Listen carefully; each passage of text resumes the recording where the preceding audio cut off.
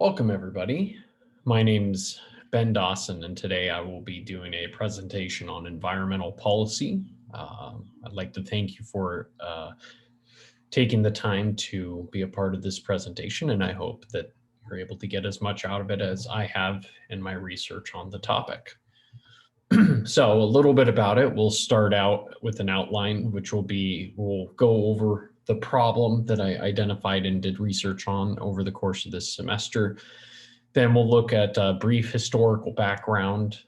Then we'll take a legal scan and look at the legal background that makes up environmental policy in the United States.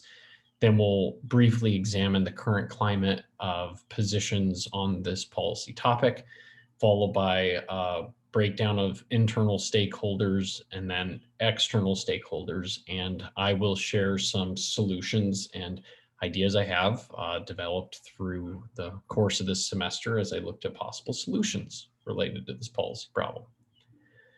So we'll start off with the problem itself. You have two sides that make up most political issues within any society. And on this particular topic, you have the conflict between those advocating for environmental conservation and protection versus those advocating for, say, priority for economic development and limited government intervention in what people can and can't do on their land or with their property, different things along those lines. So when we look at this, the historic background, I think, is pretty insightful. This is not an exhaustive list, but it's just a few of the events that really stuck in the minds of the American people and in some way were the catalyst for many of the laws that we'll look at under the legal background. Yet in 1969, the Kyoga River that caught fire, this, I believe, ended up burning for days, but it was an oil slick that caught fire. It was just southeast of downtown Cleveland, Ohio. But the picture of this body of water burning really was kind of a place where people were like, do we want our children growing up in a world where they're swimming or eating fish out of bodies of water that could easily be catching fire because of our political policies and lack of intervention? Next, you have Love Canal, which was a story of pollution discovery that took place, but my understanding, it was a neighborhood in Niagara Falls area, so New York, and it was a 70-acre landfill that later they discovered had been a dumping ground for waste that was just drums and drums of waste that had been buried beneath the ground and left there. And in this instance, the company that had done the polluting was now gone and no longer incorporated, but the issue of cleaning up this waste and the impact it had on the environment was left to society to deal with, even though the profits that were generated by this company were long gone. 1979, you begin to see dangers of lead exposure realized, especially for children. And for a long time, the danger of lead had been realized, but the low-level exposure and the risk to humans was finally getting written about and talked about.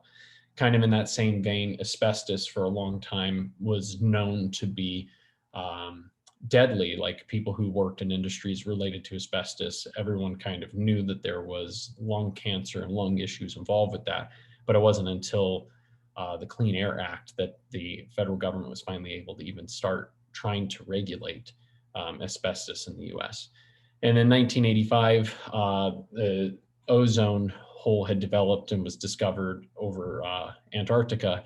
And this led to discussions about how we should regulate like aerosols and different things like that. We're considering contributing to that environmental issue. So this is not exhaustive, again, just to kind of give you an idea of the big issues that were developing and going on at the time of the legal development in the US. So with that, part of my research was I went through and took a look at the legal landscape related to environmental policy. Here are the laws that I found through my research that I will touch on briefly. Rather than going over 30 years worth of environmental law, I will kind of break them into just broad categories. So the first batch would be those that were passed in the 1970s. So as you can see, there was a lot of change that took place in this time, starting with the National Environmental Policy Act, or NEPA. This was America's first environmental law, passed 1969, started in 1970, and was really the groundwork and foundation for a lot of the reforms that would come later, followed by the Clean Air Act, the Clean Water Act. Then you had the Endangered Species Act, Toxic Substances Control Act, Resource Conservation and Recovery Act.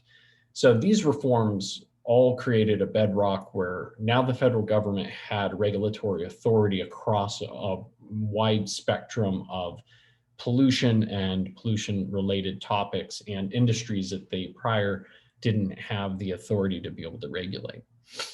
This is where the EPA, Environmental Protection Agency at the federal level, gets a lot of their authority from. So the next batch would be those from the 80s. In 1980, you had the Superfund, or the Comprehensive Environmental Response Compensation Liability Act, and the Equal Access to Justice Act. So the Superfund goes to sites that are in need of, so I think probably Love Canal would be a good example of a site that could benefit from that. There were quite a few in Montana. For anybody familiar with Montana, there's a town called Butte, very famous in Montana history, but also US history. At one time, it was one of the biggest economic centers in the US, and there was a lot of mining that took place there. And Butte is a shadow of its former self, but one of the things that mining industry left was a giant toxic pit. And happy to say, I think 2 years ago, the pit was finally able to support life. It's got some water at the bottom of the pit that was been incapable of supporting life. And after years of being a Superfund site, it was finally able to support life. So that's a big win, but it takes a lot of money and a lot of time. And that's what that Superfund Act helps support. The Equal Access to Justice Act, this is the basis for federal government paying legal fees for eligible plaintiffs who sue on behalf of eligible environmental reasons.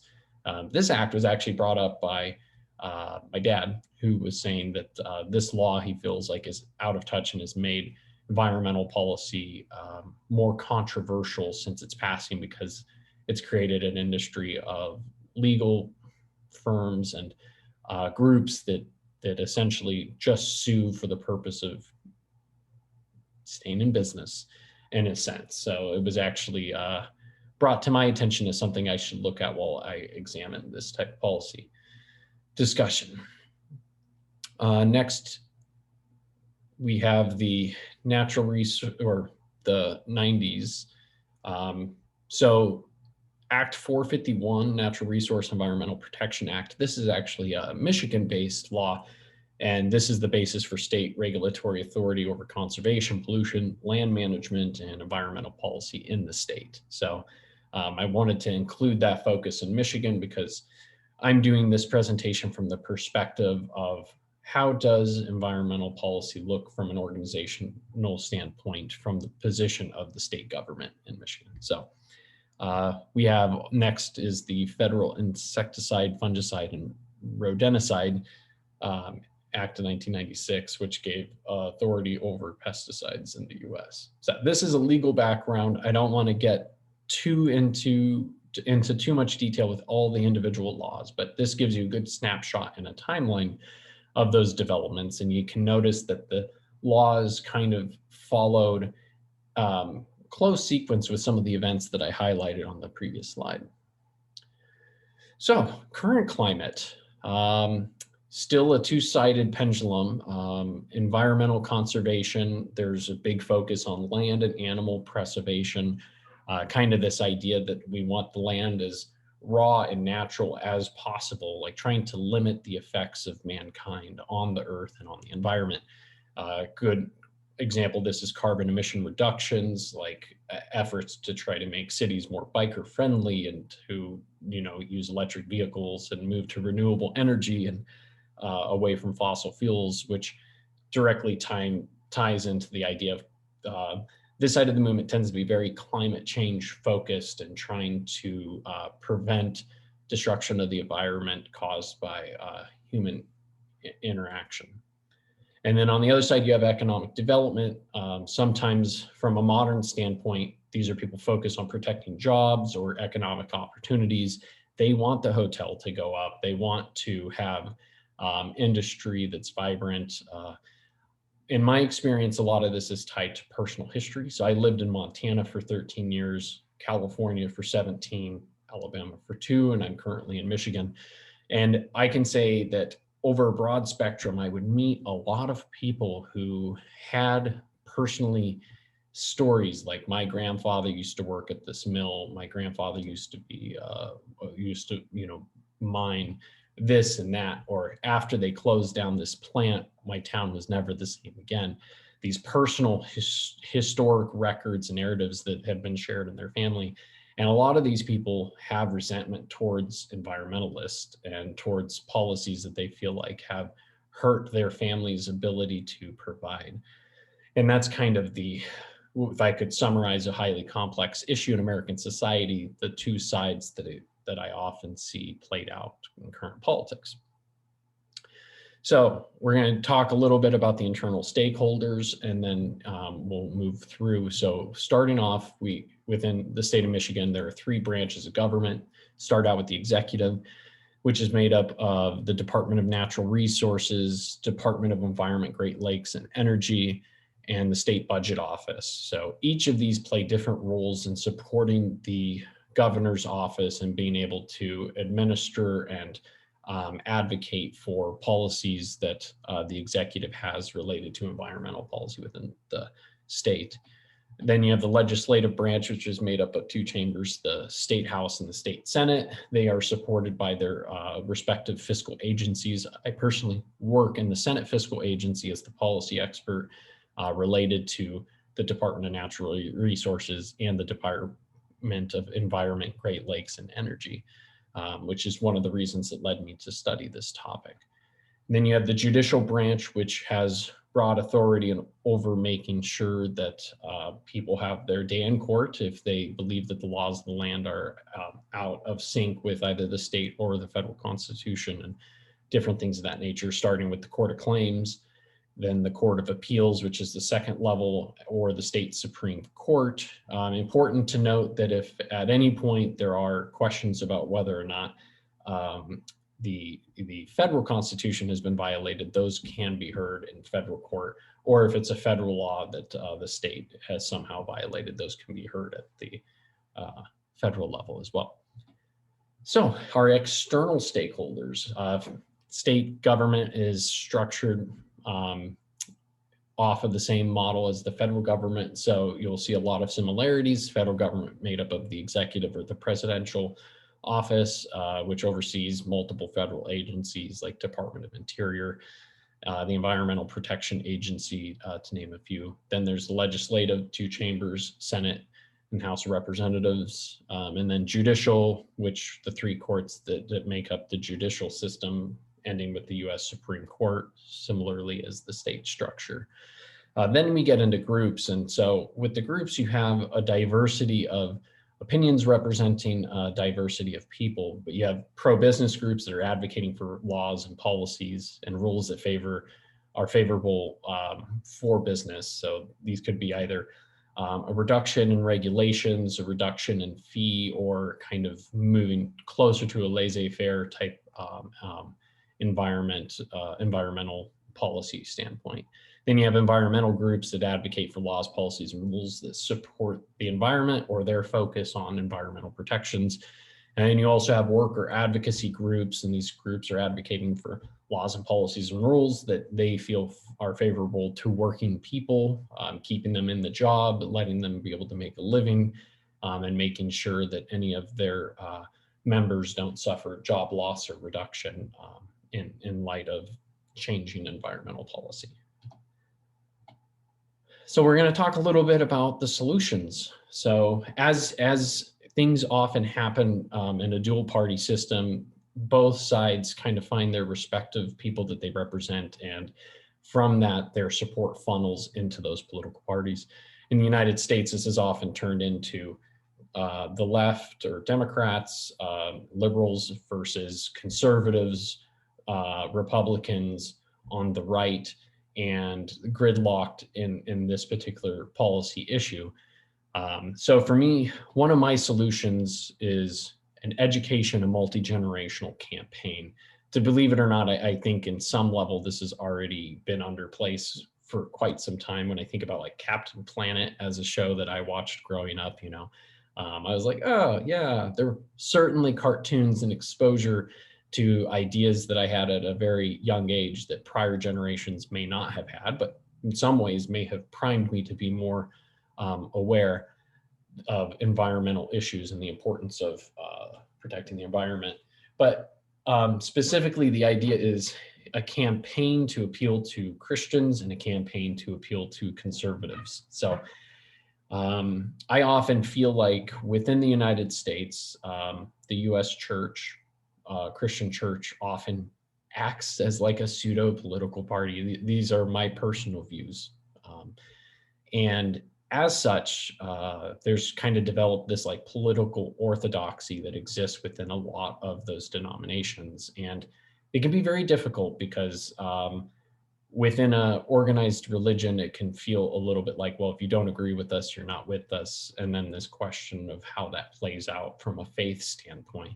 But I have long felt that there are ideas that are taken up by this political orthodoxy that exists with a lot of Christian churches that aren't actually faith-based. So an appeal to Christians would be that Adam was asked to name the animals in the garden and to take care of the garden. And from that, this idea that the earth was given to us for us to nurture, to look after, and to be stewards of. And appealing to Christians on that level, that environmental policy isn't about government overreach, or it isn't about killing jobs. It's about respecting the planet and taking care of the planet that God gave us. And just having that kind of discussion and a campaign focused on that, I think could actually be effective over time and bringing people kind of closer to a middle consensus.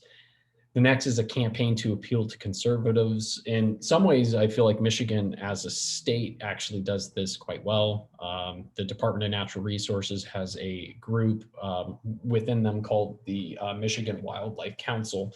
And the Wildlife Council, one of the things that they do is they perform regular surveys of state residents on issues related to conservation.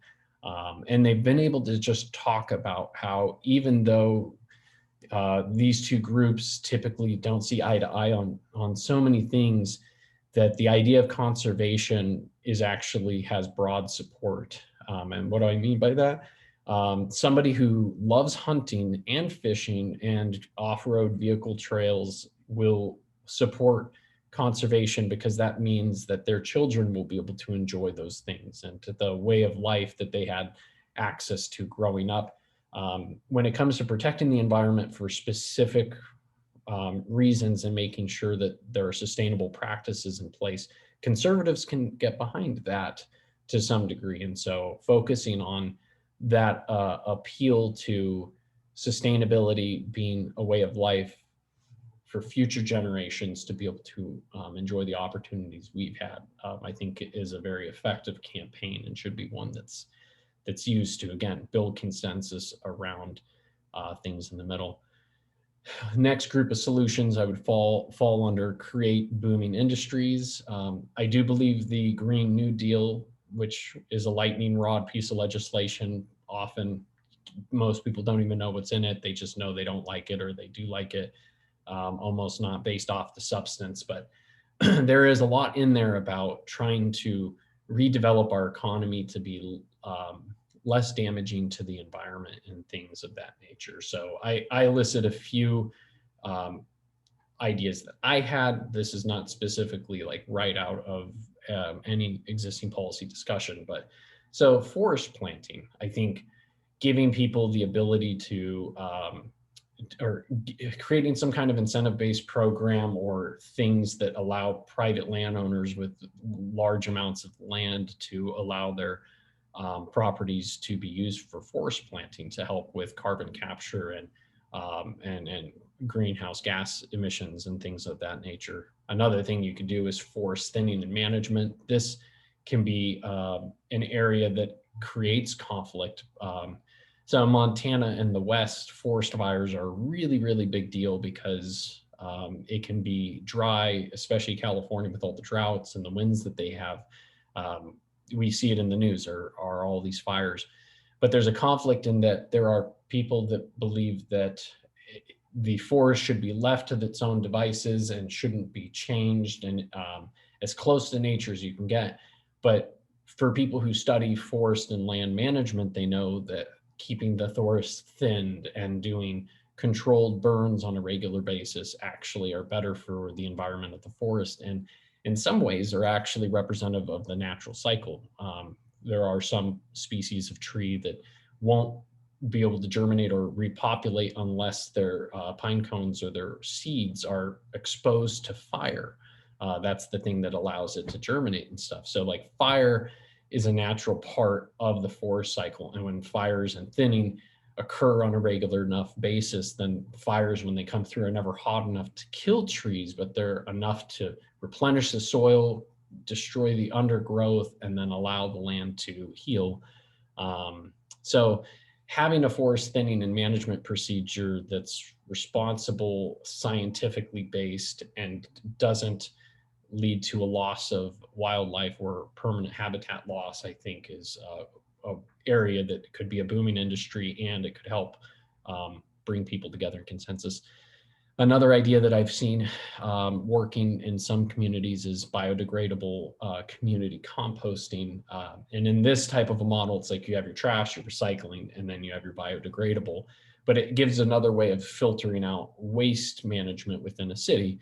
So people could do like their eggshells or anything that's biodegradable goes to a giant community compost, and that can be worked so that it can actually be reused and used for gardening or agricultural purposes or for people's yards and stuff over time. But taking that piece will take pressure off of regular landfills and waste sites while creating job opportunities and supporting economic development within a community. And the third group of solutions I would put under the heading of substantial or substantive transition provisions. Often within the labor community, these are referred to as burial insurance, and they don't have the best impressions left in people's minds, because oftentimes what happens are policy discussions happen and they say it's creative destruction. We might have to destroy a few jobs to make new jobs. But often what happens from the perspective of middle class and workers is their jobs are destroyed, but they never see the creative part of it because that wealth never makes it back into their communities. And that's where a lot of that resentment builds. So substantive transition provisions, I think, mean if we're going to have energy transition, it has to be replaced with well-paid renewable energy jobs. The miners union actually came out in support of transitioning mining workers into new jobs in the economy. But the thing is these jobs need to be well paid. They need to be jobs that people transitioning out of a well-paid union job can actually support their family on. And they have to go beyond just empty promises. They have to actually turn into jobs afterwards. So having policies that help drive that type of investment and industry development is important. I think housing stipends is one. A lot of times if you're in a smaller community and a site of 300 to 400 people closes down, you have now a massive amount of people all in the job market with similar skills. And so housing stipends to either allow somebody to stay in that community and pay down their mortgage so that they can refinance at a better rate, or housing stipend to help them be able to move out of that community and relocate somewhere else where they have a better opportunity of setting up. Small business grants and planning assistance. You might have people who've considered opening their own business for years, but don't know how to do it and don't know how to get started or have the capital. I think a community that's suffered shuttering of jobs due to environmental policy or changes, if somebody was able to open a company that they could run, they just need help getting started, that'd be a great way to help them transition permanently for them and their family.